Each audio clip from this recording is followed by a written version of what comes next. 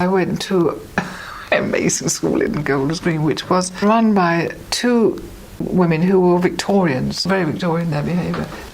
And so it had this strange staff of Miss Joan Courtney Luck, Miss Carmichael and Miss Fothergill.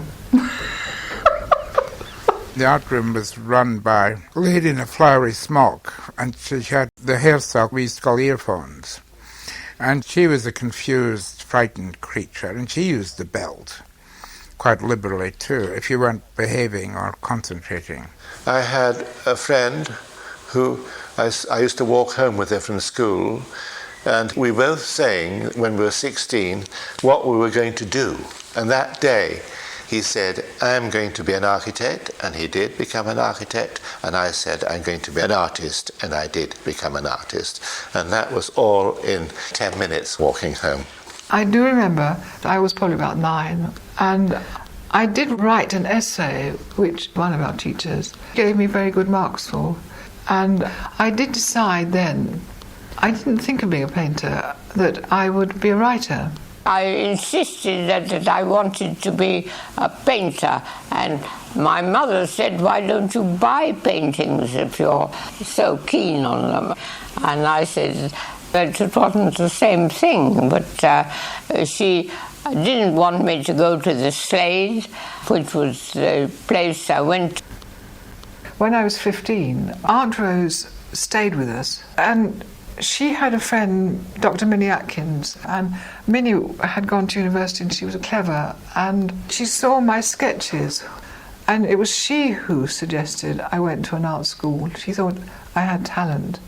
Although I hadn't heard of such things as art schools, I thought, what a wonderful idea. It had an extraordinary effect on me, that remark. I suddenly felt enormously excited, and immediately I wanted to do it. When I was 15, I went to St Martin's, although we didn't know it, we chosen one of the best art schools. But it was like sticking a pin in, really. I had suggested that I'd like to go to an art school. They said that was out of the question. When I was now 18, and I'd met this young sculptor, and I was very impressed that this young sculptor could have a studio to work in and make things all by himself there. Quite different from having to take a job. It sounded a wonderful life. So my mother said, well, she knew a sculptor called Thomas Clapperton, and I better go and see him. And he advised me not to try to be a sculptor because it was a hazardous life. Curious man, because he was the sculptor who did the frieze on Liberty's building. Anyway, he said, no, that was not a very good profession to try. Being young and arrogant, I mean, I often went the opposite way from what other people would have considered a good career move.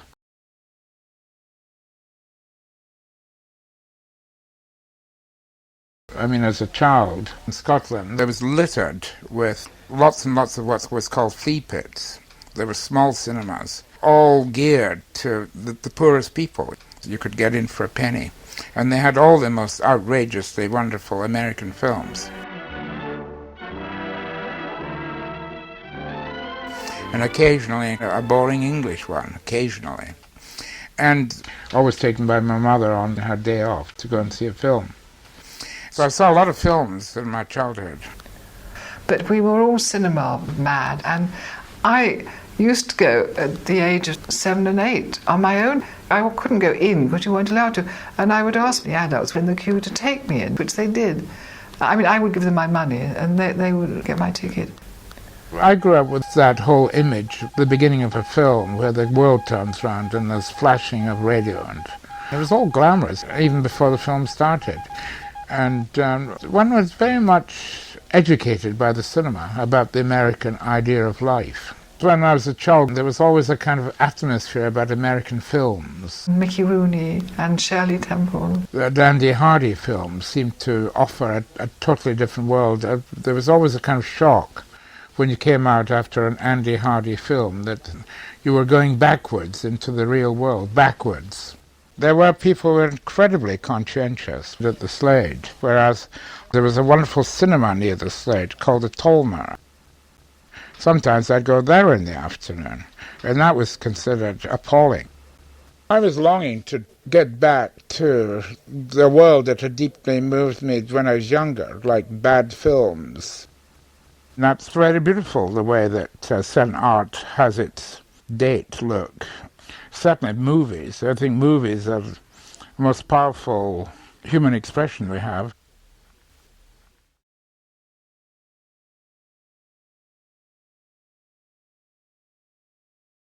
There was these fog-bound days. A very grey, austere London, particularly the winter of 46. The Secret Agent by Conrad's, that was the London that when it was foggy, and it had moving through the fog all these lost souls somehow.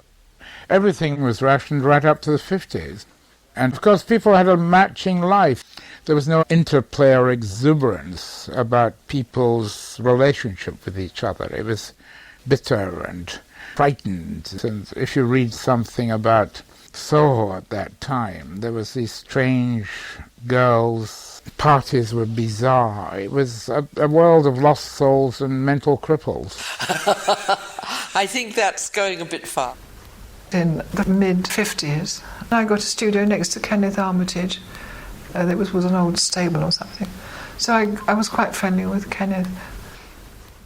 I found a place to work in London, in Notting Hill Gate, at some old stables, which then for 4 years was really the most active creative time of my life. I had endless girlfriends and everything else. It was sort of burn-up. And, well, it was a slum. Dirty old mattresses left outside, but I loved it. Chadwick and Armitage were considered hot shots, and they used to have kind of wild-pack life of boozing and womanizing and all that. In 61, I think, in the Evening Standard one day, I saw a studio for sale, and immediately I saw it. I had to have it, because it was a marvellous space. I think John Singer Sargent had mine at one time, and they've been occupied by painters since they were built. The studio opposite mine was occupied by Rodrigo. I always asked Rodrigo to come and see the Academy pictures before I sent them. And he would come in like the Pope, and then I would place a chair there for him to sit in. And then, fortunately, mostly, he said, "Oh, yes, that's right." You could live and work there. It's my only home, in fact. And when I moved in, my rent was £3 a week.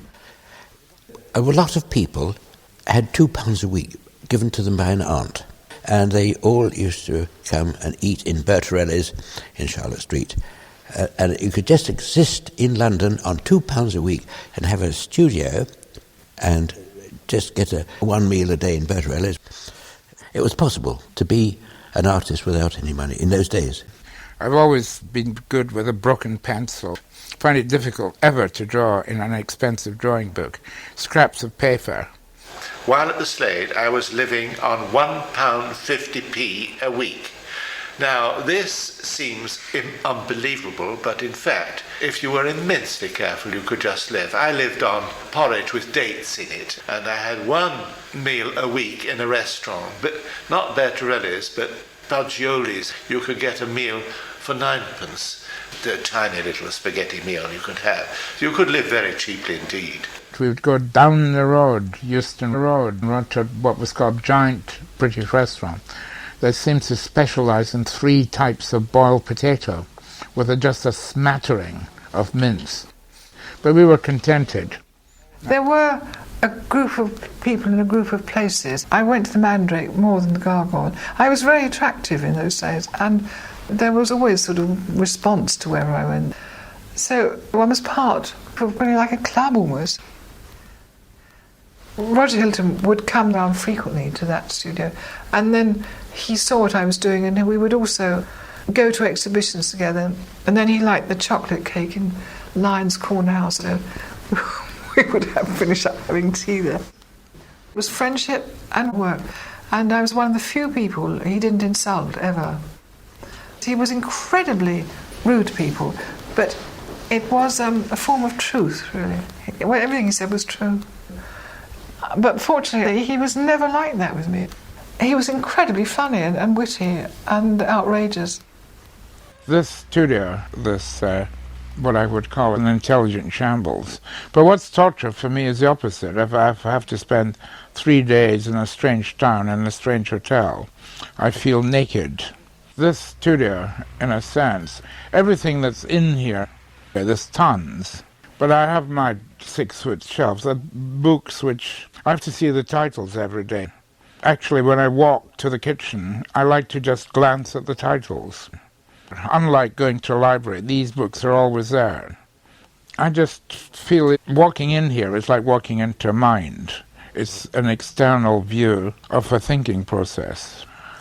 Eileen Agar always was a surrealist, and wherever she lived, her surroundings always looked exactly like one of her paintings.